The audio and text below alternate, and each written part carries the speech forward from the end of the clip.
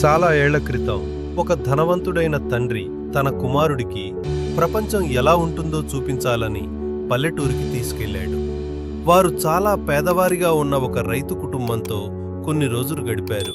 తిరిగి వస్తున్నప్పుడు తండ్రి కొడుకును ఇలా అడిగాడు, నాన్నా, మనం చూసిన ఈ ప్రయాణం ఎలా ఉంది?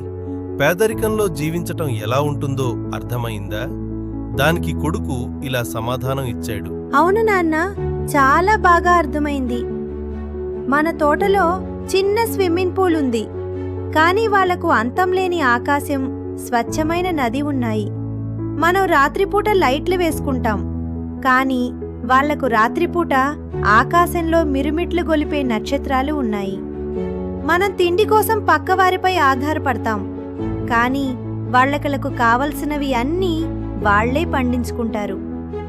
మనం మనల్ని రక్షించుకోవటానికి గోడలు కట్టుకుంటాం, కానీ వాళ్లకు స్నేహితులు మరియు పొరుగువారే రక్షణ. నాన్న, మన దగ్గర ఎంత సంపద ఉందో నాకిప్పుడు అర్థమైంది. మనం ఎంత పేదవాళ్లమో కూడా నాకు తెలిసింది.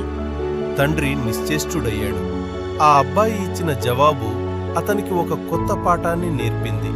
ఇందులో నీతి. సంపద అంటే కేవలం మన దగ్గర ఉన్న డబ్బు, ఆస్తులు మాత్రమే కాదు. మన దగ్గర ఉన్న సమయం, ప్రకృతి, స్నేహితులు మరియు మనం పొందే ప్రశాంతత, ఇవే అసలైన సంపద.